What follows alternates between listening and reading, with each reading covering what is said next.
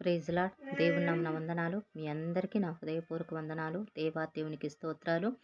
మరి దేవాతి దేవుడు మరి ఈరోజు మన ముందుకు వచ్చి ఉన్నాడు. మరి మనతో మాట్లాడబోతున్నాడు. మరి మన పట్ల ఆయన ప్రణాళిక కలిగి ఉన్నాడు. మనల్ని ఎంతగా ప్రేమిస్తున్నాడో మరి ఈ వచనం ద్వారా మనకు తెలియపరుస్తూ ఉంది. ఆదికాండం 29వ అధ్యాయం 31వ వచనంలో చూసినట్లయితే, లేయ ద్వేషింపబడుట యెహోవా చూసెను, ఆమె గర్భాన్ని తెరిచెను. నిజంగా లేయ ఇక్కడ ద్వేషింపబడుట యెహోవా చూసిండంట. అవును, యాకోబు గారు మరి మొదటి భార్యగా లేయ ఉంటుంది.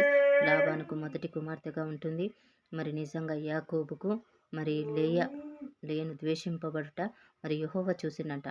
చూసి మరి భర్త ప్రేమించకపోవడము మరి ఏ భార్య తట్టుకోలేదు. మరి అలా తల్లిదండ్రులు మరి ద్వేషింపబడటం, ఇరుగు పొరుగు వారు ద్వేషించటం, చిన్న చూపు చూడటం యెహోవా చూసినంట.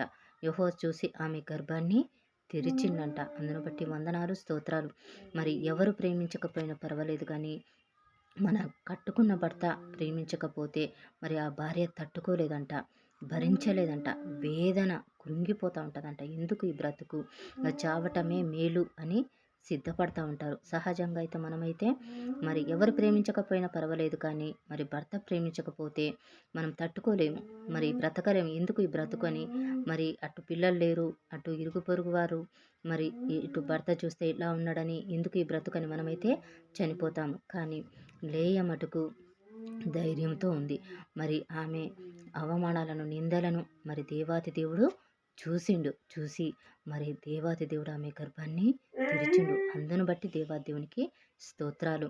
మరి ఇక్కడ ఆమె గర్భాన్ని తెరిచి 4 కుమారులను ఆమెకు దయచేసిండు. మరి మొదటి కుమారుడిగా రూబేను అని ఆమె పేరు పెట్టి ఉన్నది. రూబేనుకు అర్థం ఏంటి అంటే, నా పెనిమిటి నన్ను ప్రేమించెను, ఇకనైనా నా పెనిమిటి నన్ను ప్రేమిస్తాడు అని ఆమె ఎంతో ఆశతో మరి ఆ పేరు పెట్టింది. మరి రెండవదిగా షిమ్యోను అని పేరు పెట్టింది. రెండవ వాడికి షిమ్యోను అనగా మరి నా మొర నా దేవుడు విన్నాడు అని మరి ఆ పేరు పెట్టి ఉన్నది. మూడవవాడుగా లేవి. మూడవడుగా లేవి అంటే హత్తుకొనును అని, మరి నా పెనిమిటి నన్ను హత్తుకొనును అని మరి పేరు పెట్టి ఉన్నది. 4వ వాడు యూదా అంటే స్తుతించుట. మరి ఆ గోత్రపు నుండే, యూదా గోత్రపు నుండే మరి యేసు ప్రభు వారు మరి ఈ లోకానికి రావడము జరిగింది. యూదా గోత్రపు సింహము, సైన్యములకు అధిపతి అగు యెహోవా మరి ఎవరినైతే మరి ద్వేషించిండ్రో, అవమానించిండ్రో, చిన్నచూపు చూసిండ్రో, ఎవరైతే మరి పిల్లలు లేరు, జబ్బు కలదని మరి ఎంతగానో లేయను మరి ఒక జబ్బు కలదని, రోగిష్టి అని అవమానించిండ్రో, చిన్నచూపు చూసిండ్రో, ఆమె గర్భము నుండే యేసు ప్రభువారు ఈ లోకానికి రావడం జరిగింది. ఈ లోకానికి మరి ఒక వెలుగును నింపిండు, ఒక ప్రకాశాన్ని నింపిండు. ఈరోజు మనం బ్రతికి ఉన్నాము అంటే ఆయన కృప. ఆ వంశము నుండే మరి యూదా గోత్రపు వంశపు నుండే మరి యేసు ప్రభువారు ఈ లోకానికి లోకరక్షకుడుగా మరి ఉదయించిండు. మన పాపములను కడిగివేసి మనల్ని శాపము నుండి విడిపించి ఈ లోకానికి మనల్ని మరి నిత్య జీవాన్ని మరి పాపం నుండి మరి విడిపించి మన పాపములన్నిటినీ ఆయన భుజం మీద వేసుకొని మన కొరకు ఆయన మన పాపముల కొరకు ఆ కలువరిలో రక్తమును చిందించిండు. ఆ రక్తం ద్వారా మనకు విమోచన కలిగింది. ఈరోజు మనం బ్రతికి ఉన్నామంటే ఆయన కృప, ఆయన చేసిన త్యాగాన్ని బట్టి ఈరోజు మనము బ్రతికి ఉన్నాము.